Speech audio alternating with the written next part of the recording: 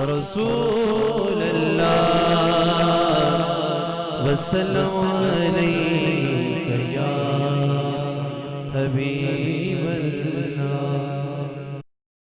ہمارے اس YouTube channel کو subscribe کریں اور گھنٹی کے بٹن پر کلک کریں اور ویڈیو کو لائک، شیئر اور کومنٹ کرنا نہ بھولیں۔ پاک میں ارشاد فرماتا ہے وَقُلْنَا يَا آدَمُ اسْكُنْ أَنْتَ وَزَوْجُكَ الْجَنَّةَ وَكُلَا مِنْهَا رَغَدًا حَيْثُ شِئْتُمَا وَلَا تَقْرَبَا هَٰذِهِ الشَّجَرَةَ فَتَكُونَا مِنَ الظَّالِمِينَ۔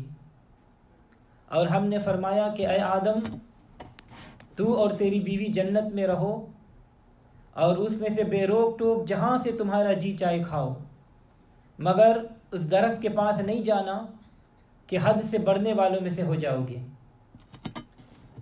اللہ تبارک و تعالیٰ نے حضرت سیدنا آدم علیہ السلام کو یہ شان بخشی کہ آپ کو زمین میں اپنا خلیفہ مقرر فرمایا۔ تمام اشیاء کے نام، ان کی حقیقتیں، ان کے فوائد اور نقصانات بتائے، تمام فرشتوں پر فضیلت عطا فرمائی، نور مصطفیٰ صلی اللہ علیہ وسلم آپ کے پیشانی میں رکھا، پھر تمام فرشتوں کو حکم دیا کہ اس عظمت و شان والے خلیفہ کو سجدہ کرو۔ تمام فرشتوں نے سجدہ کیا، لیکن ابلیس لعین نے بوجائے غرور و تکبر سجدہ نہیں کیا۔ اللہ تعالیٰ نے شیطان سے فرمایا فَاخْرُجْ مِنْهَا فَإِنَّكَ رَجِيمٌ وَإِنَّ عَلَيْكَ لَعْنَتِي إِلَى يَوْمِ الدِّينِ، کہ تو جنت سے نکل جا اور تو راندہ کیا گیا ہے اور بے شک تجھ پر قیامت تک میری لعنت ہے۔ اللہ رب العزت نے شیطان کو اپنی بارگاہ سے ذلیل و خوار کر کے نکال دیا، اور اس واقعہ کے بعد حضرت آدم علیہ السلام جنت میں اکیلے پھرتے رہتے تھے اور ہر ایک کو اپنا غیر جان کر آپ گھبرا جاتے، آپ کی خواہش کرتے کہ کوئی میرا ہم جنس ہوتا جو مجھ سے محبت کرے۔ ایک دن آدم علیہ السلام آرام فرما رہے تھے کہ فرشتوں نے ان کی دائیں پسلی چاک کی اور بغیر تکلیف کے ایک حسین و جمیل عورت بنائی اور پسلی دوبارہ جوڑ دی۔ جب آدم علیہ السلام بیدار ہوئے تو کیا دیکھا کہ ایک خوبصورت عورت ان کے پاس قریب بیٹھی ہوئی ہے۔ آپ نے پوچھا تو کون ہے؟ تو ندا آئی کہ اے آدم، یہ ہماری نیک بندی حوا ہے، ہم نے اسے تیری وحشت دور کرنے کے لیے پیدا کیا ہے۔ آدم علیہ السلام نے ارادہ کیا کہ اسے ہاتھ لگاؤں، تو حکم ہوا کہ اے آدم، پہلے اس کا مہر حق ادا کرو۔ آدم علیہ السلام نے عرض کیا مولا، حق مہر کیا ہے، کیا ادا کروں؟ تو اللہ تبارک و تعالیٰ نے فرمایا کہ اے آدم، میرے محبوب احمد مصطفیٰ محمد مصطفیٰ صلی اللہ علیہ وسلم کی ذات پر 10 مرتبہ درود بھیجو، تمہارا حق مہر ادا ہو جائے گا۔ پھر فرشتوں کی گواہی میں آپ کا نکاح ہوا۔ تو حضرات گرامی، نکاح اللہ رب العزت کی بہت بڑی نعمت ہے، جس کے بے شمار دنیاوی اور دینی فائدے ہیں۔ حضور صلی اللہ علیہ وسلم نے فرمایا کہ جب کوئی آدمی نکاح کرتا ہے تو شیطان کہتا ہے کہ ہائے افسوس، اس نے اپنا 2/3 دین بچا لیا۔ نکاح ایسی عبادت ہے جو آدم علیہ السلام سے لے کر قیامت تک ہر ایک دین و ملت میں یہ جاری رہا۔ یہ انبیاء علیہ السلام کی سنت ہے۔ اور جب آدم علیہ السلام کا نکاح حضرت حوا سے ہو گیا تو حکم ہوا کہ اے آدم، یا آدم اسکن انت وزوجک الجنۃ وکلا منها رغدا حیث شئتما ولا تقربا هذه الشجرۃ فتکونا من الظالمین۔ اے پیارے آدم، تو اور تیری بیوی دونوں جنت میں رہو اور بے روک ٹوک اس میں سے جہاں سے بھی تمہارا جی چاہے کھاؤ، مگر اس درخت کے قریب نہ جانا کہ حد سے بڑھنے والوں میں سے ہو جاؤ گے۔ تو اللہ تبارک و تعالیٰ نے حضرت آدم علیہ السلام اور حضرت حوا کو اس لیے جنت میں رہنے کا حکم دیا کہ اللہ نے آپ کو زمین میں رہنے اور حکومت کرنے کے لیے پیدا فرمایا تھا، اور حکومت کرنے اور رہنے کے لیے تجربے اور مشاہدے کی بھی ضرورت ہوتی ہے کہ مکان کیسے بناتے ہیں، کھیتیاں اور باغات کیسے لگاتے ہیں، اللہ کی اطاعت کیسی کرنی ہے، دوسروں پر حکومت کیسی کرنی ہے۔ یہ سب کچھ دکھانے کے لیے اللہ تبارک و تعالیٰ نے ان دونوں کو حکم دیا کہ تم جنت میں رہو۔ تو حضرات گرامی، سیدنا آدم علیہ السلام اور حضرت حوا دونوں جنت میں رہ کر اللہ تبارک و تعالیٰ کے انعامات حاصل کر رہے ہیں. ادھر شیطان لعین پر اللہ رب العزت کی لعنتیں پڑ رہی ہے. شیطان سوچ رہا ہے کہ میری بربادی، میرا ذلیل و رسوا ہونا، راندہ درگاہ ہونا، مجھ پر لعنت خدا بندی ہونا، یہ سب آدم علیہ السلام کی وجہ سے ہوا ہے.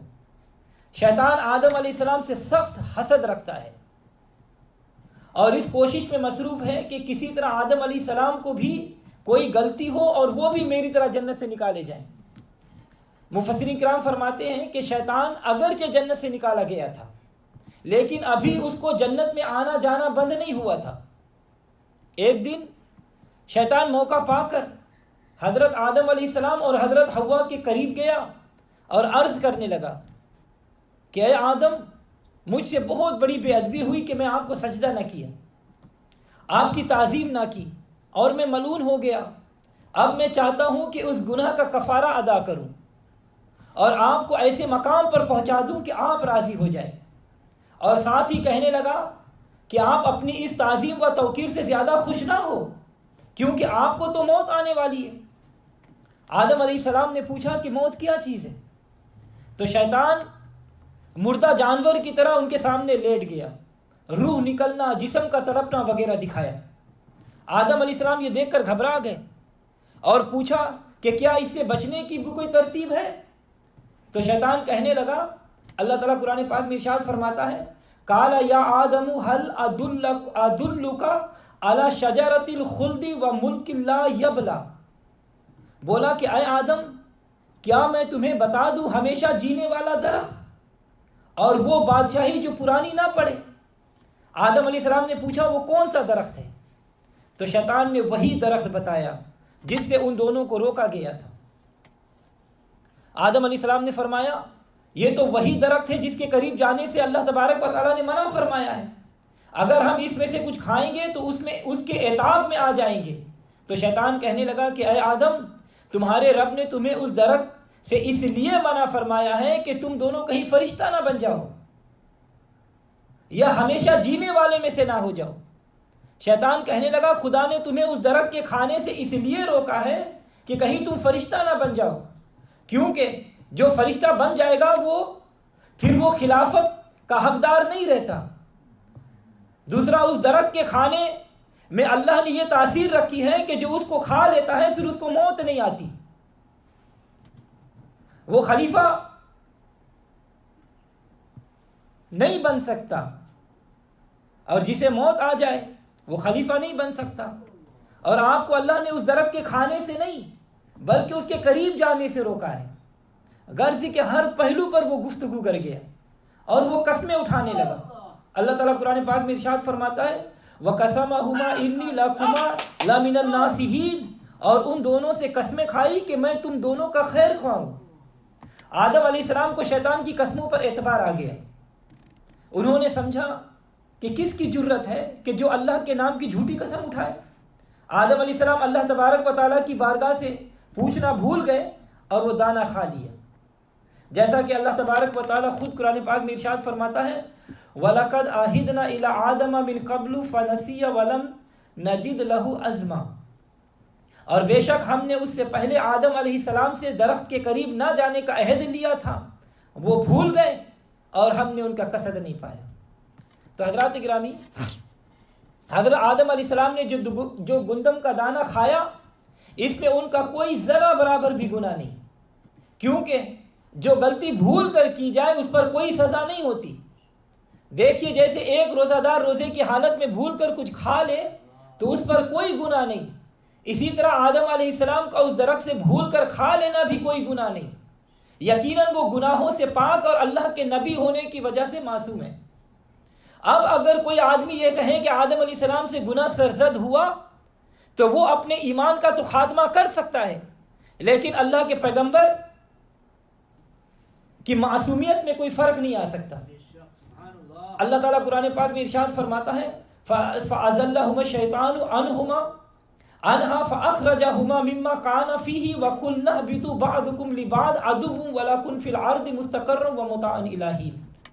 تو شیطان نے ابلیس تو شیطان نے انہیں لغزش دی اور اس سے یعنی جنت سے جہاں وہ رہتے تھے الگ کر دیا، اور ہم نے فرمایا کہ نیچے اترو، بعض کے دشمن ہوں گے اور تمہارے لیے زمین میں ایک خاص وقت تک ٹھہرنا ہے اور نفع اٹھانا ہے۔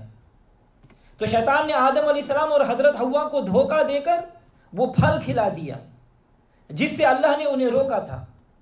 شیطان کا خیال تھا کہ یہ پھل کھا لیں گے اور نافرمانی ہو جائیں گے تو انہیں میری طرح ذلیل و رسوا کر کے جنت سے نکال دیا جائے گا، لیکن اس کوشش میں وہ بری طرح سے ناکام ہو گئے۔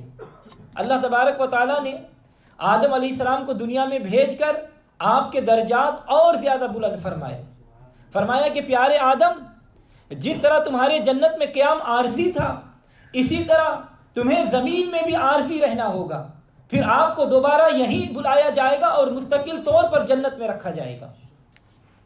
تو حضرات گرامی، حضرت آدم علیہ السلام اللہ کے حکم سے زمین پر تشریف لائے، تو اس لغزش کی وجہ سے آپ نے 300 سال آسمان کی طرف سر نہیں اٹھایا، جیسا کہ صاحب تفسیر روح البیان میں علامہ اسماعیل حقی رحمۃ اللہ علیہ فرماتے ہیں کہ جب آدم علیہ السلام زمین پر تشریف لائے تو اللہ سے حیا کرتے ہوئے 300 سال تک انہوں نے اپنا سر آسمان کی طرف نہیں اٹھایا۔ مفسرین کرام فرماتے ہیں کہ آپ 300 سال گریہ وزاری کرتے رہے، اس قدر آنسو بہائے کہ تمام زمین والوں کے آنسو کو اگر جمع کیا جائے تو بھی حضرت آدم علیہ السلام کے آنسو زیادہ ہیں۔ اور تفسیر عزیزی میں ہے کہ اتنا روئے کہ جبریل علیہ السلام کو بھی ان کی گریہ زاری پر رونا آ گیا۔ غور کرنے کی بات ہے کہ ہمارے باپ سیدنا آدم علیہ السلام سے ایک بھول ہوئی تو آپ 300 سال لگاتار روتے رہے، اور اللہ تعالیٰ سے حیا کی وجہ سے اپنا چہرہ آسمان کی طرف نہیں کیا۔ اور ایک ہم ہیں جو دن رات گناہ کرتے ہیں، کوئی جھوٹ بولتا ہے، کوئی بے نماز ہے، کوئی بے انصاف ہے، کوئی سود خور ہے، کوئی رشوت خور ہے، کوئی بدکاری کرتا ہے، کوئی ریاکاری کرتا ہے، غرض کے بے شمار برائیاں ایسا ہے جو ہم کرتے ہیں۔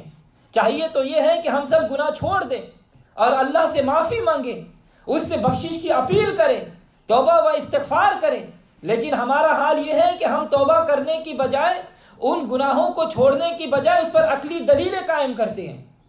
ایک تو چوری اور دوسرا سینہ زوری۔ اور بعض لوگوں کو جب ان کو گناہ سے خبردار کیا جائے کہ تو توبہ کرو تو توبہ کی بجائے، شرمندہ ہونے کی بجائے بلا جھجک کہہ دیتے ہیں کہ کیا ہوا جو ہم سے غلطی ہو گئی، آدم علیہ السلام سے بھی تو غلطی ہو گئی تھی۔ اور یاد رکھو، حضرت آدم علیہ السلام کو تمام جہان کے اولیاء، اصفیاء، عتقیاء، غوث، کتب، ابدال، تابعین، صحابہ اور تمام انبیاء کے باپ ہونے کا شرف حاصل ہے، اور ہمیں اپنی زبان سے ہرگز ایسے کلمات نہیں نکالنی چاہیے جن سے ان کی توہین کا پہلو نکلے۔ ہماری تو نیکیاں بھی ان کی لغزشوں کا مقابلہ نہیں کر سکتی، کیونکہ ہماری بھول شیطانی اور نفسانی ہوتی ہے، اور اللہ کے محبوبوں کی بھول رحمانی ہوتی ہے۔ ہماری غلطیوں کے برے نتائج نکلتے ہیں، مگر دیکھیے حضرت یعقوب علیہ السلام حضرت یوسف علیہ السلام کو بھائیوں کے ساتھ بھیجتے وقت اللہ کے سپرد کرنا بھول گئے تو 40 سال کی جدائی پڑ گئی، پھر اس جدائی کی برکت سے حضرت یوسف علیہ السلام کو مصر کی سلطنت مل گئی۔ اور ہمارے معاشرے میں اگر کسی کی 2 بیویاں ہو اور وہ آپس میں لڑے جھگڑے تو گھر برباد ہو جاتا ہے، لیکن اگر اللہ کے خلیل ابراہیم علیہ السلام کی بیویاں لڑیں تو شہر مکہ آباد ہو جاتا ہے۔ ہم بھولیں تو نقصان نصیب ہوتا ہے، اور اگر ہمارے پیارے نبی صلی اللہ علیہ وسلم بدر کے قیدیوں کے متعلق انتظار وحی فرمانا بھولیں تو پھر سب قیدیوں کو ایمان نصیب ہو جاتا ہے۔ اسی لیے ہمیں اپنی خطاؤں کی معافی بارگاہ الہی سے مانگنی چاہیے اور اللہ کے محبوبوں کا احترام کرنا چاہیے۔ تو میں عرض کر رہا تھا کہ جب آدم علیہ السلام سے بھول ہوئی تو آپ دنیا میں تشریف لائے، 300 سال روتے رہے اور اللہ سے حیا کرتے ہوئے آسمان کی طرف سر نہیں اٹھایا، اور دعا کی، ربنا ظلمنا انفسنا وان لم تغفر لنا وترحمنا لنکونن من الخاسرین۔ اے ہمارے رب، ہم نے اپنا آپ برا کیا، اگر تو ہمیں نہ بخشے اور ہم پر رحم نہ کرے تو ہم ضرور نقصان پانے والوں میں سے ہو جائیں گے۔ آدم علیہ السلام دعا کرتے رہے، لیکن توبہ قبول نہیں ہوئی۔ آخر اللہ رب العزت کا دریائے رحمت جوش پر آیا۔ اللہ رب العزت نے آدم علیہ السلام کو کچھ کلمات عطا فرمائے۔ اللہ تعالیٰ ارشاد فرماتا ہے فَتَلَقَّ آدَمُ مِن رَبِّهِ كَلِمَاتٍ فَتَابَ عَلَيْهِ إِنَّهُ هُوَ التَّوَّابُ الرَّحِيمُ۔ پس سیکھ لی آدم علیہ السلام نے اپنے رب سے کچھ کلمات، پس اللہ نے ان کی توبہ قبول فرما لی، بے شک وہی بہت توبہ قبول کروانے والا ہے۔ مفسر کرام نے اس کے بارے میں کئی اقوال نقل فرمائے ہیں کہ وہ کون سے کلمات تھے جن کے کہنے سے آدم علیہ السلام کی توبہ قبول ہوئی۔ تو حضرت امیر المؤمنین سیدنا عمر فاروق رضی اللہ تعالیٰ عنہ فرماتے ہیں کہ نبی صلی اللہ علیہ وسلم نے فرمایا کہ جب آدم علیہ السلام سے لفظی سرزد ہوئی تو انہوں نے عرض کیا یا ربی اسألک بحق محمد ان غفرت لی، اے میرے رب میں تجھ سے محمد صلی اللہ علیہ وسلم کے وسیلہ سے سوال کرتا ہوں مجھے بخش دے۔ سیدنا آدم علیہ السلام نے جب اللہ تعالیٰ کی بارگاہ میں محبوب خدا صلی اللہ علیہ وسلم کا واسطہ پیش کیا تو اللہ تبارک و تعالیٰ نے فرمایا یا آدم کیف عرفت محمدا ولم اخلقہ، اے آدم تو نے محمد صلی اللہ علیہ وسلم کو کیسے جانا، ابھی تو میں نے انہیں جسمانی طور پر پیدا ہی نہیں کیا۔ تو سیدنا آدم علیہ السلام نے اللہ تبارک و تعالیٰ کا ارشاد سن کر عرض کیا کہ اے میرے رب جب تو نے مجھے اپنے ہاتھوں سے پیدا فرمایا اور مجھ میں اپنی روح پھونکی تو میں نے اپنا سر اٹھایا اور عرش کے ستونوں پر لکھا ہوا دیکھا لا الہ الا اللہ محمد الرسول اللہ، بس میں نے جان لیا کہ جس کا نام تو نے اپنے نام کے ساتھ ملا کر لکھا ہے وہ تجھے تمام مخلوق سے زیادہ محبوب ہے۔ جب سیدنا آدم علیہ السلام نے جب یہ عرض کیا تو اللہ تبارک و تعالیٰ نے فرمایا کہ اے آدم تو نے سچ کہا، بے شک وہ ساری مخلوق سے زیادہ مجھے محبوب ہے، اور جب تو نے اس کے وسیلہ سے بخشش طلب کی ہے تو میں نے تجھے بخش دیا۔ نعرہ تکبیر، نعرہ رسالت، نعرہ رسالت۔ زرقانی شریف میں ہے کہ اللہ رب العزت نے فرمایا کہ پیارے آدم جس نام کا تو نے واسطہ دے کر اپنی بخشش مانگی ہے، اگر تو اس نام کا واسطہ دے کر آج اپنی ساری اولاد کی بھی بخشش کی دعا مانگتا تو میں سب کو بخش دیتا۔ اے آدم ہم نے اپنے محبوب کے صدقے تیری توبہ قبول فرمائی، اگر تیری اولاد میں بھی کوئی اس نام کا واسطہ دے کر توبہ کرے گا تو میں اس کو بھی معاف فرما دوں گا۔ تو حضرات گرامی ہمارے باپ سیدنا آدم علیہ السلام کی توبہ نام محمد صلی اللہ علیہ وسلم کے وسیلہ سے قبول ہوئی۔ معلوم ہوا کہ اگر اللہ تبارک و تعالیٰ کی بارگاہ میں اللہ کے مقبول و محبوب بندوں کا واسطہ دے کر توبہ کی جائے اور دعا کی جائے تو توبہ اور دعا قبول ہوتی ہے، اور یہ سیدنا آدم علیہ السلام کی سنت ہے۔ اسی لیے ہم اہل سنت و جماعت جب اللہ کی بارگاہ میں دعا کرتے ہیں تو نبی صلی اللہ علیہ وسلم کے واسطہ سے دعا کرتے ہیں، کیونکہ یہ وہ نام مبارک ہے کہ کشتی نوح میں، نار نمرود میں، بطن ماہی میں یونس کی فریاد آپ کے نام نامی صلی علی ہر جگہ ہر مصیبت میں کام آ گیا۔ تو حضرات گرامی حضرت آدم علیہ السلام کی توبہ قبول ہوئی تو صدقہ نام محمد صلی اللہ علیہ وسلم کا۔ حضرت نوح علیہ السلام کا بیڑا کنارے لگا تو صدقہ نام محمد صلی اللہ علیہ وسلم کا۔ حضرت ابراہیم علیہ السلام پر نار گزار ہوئی تو صدقہ نام محمد صلی اللہ علیہ وسلم کا۔ حضرت اسماعیل علیہ السلام کی گردن کو چھری سے نجات ملی تو صدقہ نام محمد صلی اللہ علیہ وسلم کا۔ حضرت یونس علیہ السلام کو مچھلی کی پیٹ سے نجات ملی تو صدقہ نام محمد صلی اللہ علیہ وسلم کا۔ یہ وہ نام مبارک ہے کہ جس سے ساری کائنات مستفید ہوتی ہے، اسی لیے تو ہم یہ عرض کرتے ہیں کہ نہ کیوں کر نام لوں ہر دم تمہارا یا رسول اللہ، نہ کیوں کر نام لوں ہر دم تمہارا یا رسول اللہ، ہوئے حل مشکلیں جس دم پکارا یا رسول اللہ۔ تو حضرات گرامی ترمذی شریف ابن ماجہ شریف کی حدیث ہے سیاہ ستہ کی، سیدنا عثمان بن حنیف رضی اللہ تعالیٰ عنہ سے روایت ہے کہ ایک نابینا شخص حضور صلی اللہ علیہ وسلم کی بارگاہ میں حاضر ہوا اور حاضر ہو کر عرض کرنے لگا کہ یا رسول اللہ صلی اللہ علیہ وسلم آپ دعا فرمائیں کہ اللہ تبارک و تعالیٰ میری بینائی واپس فرما دے۔ تو آپ صلی اللہ علیہ وسلم نے فرمایا کہ اے شخص جاؤ جا کر وضو کر کے 2 رکعت نفل پڑھو اور اس کے بعد یہ دعا مانگو اللہم انی اسألوک واتوجہ الیک بمحمد النبی رحمہ یا محمد انی قد توجہت بک الی ربی فی حاجتی ہذہ اللہم شفیع فیہ، کہ اے اللہ میں تیری بارگاہ میں سوال کرتا ہوں اور نبی رحمت صلی اللہ علیہ وسلم کے وسیلہ سے تیری طرف توجہ کرتا ہوں، اور اے محمد صلی اللہ علیہ وسلم میں آپ کے وسیلہ سے اپنے رب کی طرف متوجہ ہوتا ہوں کہ میری حاجت پوری ہو جائے، اے اللہ میری سفارش قبول فرما۔ یہ وہ دعا ہے کہ جو نبی صلی اللہ علیہ وسلم نے خود اپنے صحابی کو تعلیم دی ہے کہ جاؤ اگر آنکھوں کی بینائی چاہتے ہو تو 2 رکعت نفل پڑھو اور بعد میں میرے وسیلے سے اپنے رب سے آنکھیں مانگو، تمہاری دعا قبول ہوگی۔ جب اس نے نبی صلی اللہ علیہ وسلم کے وسیلے سے اللہ کی بارگاہ میں التجا کی تو اللہ تبارک و تعالیٰ کا دریا رحمت جوش میں آیا، اور نبی صلی اللہ علیہ وسلم کے نام مبارک کے صدقے برکت سے آنکھیں روشن ہو گئی۔ نہ کیوں کر نام لوں ہر دم تمہارا یا رسول اللہ، ہوئے حل مشکلیں جس دم پکارا یا رسول اللہ۔ اللہ تبارک و تعالیٰ کی بارگاہ میں دعا ہے کہ مجھے اور آپ کو دین اسلام سے زیادہ محبت رکھنے کی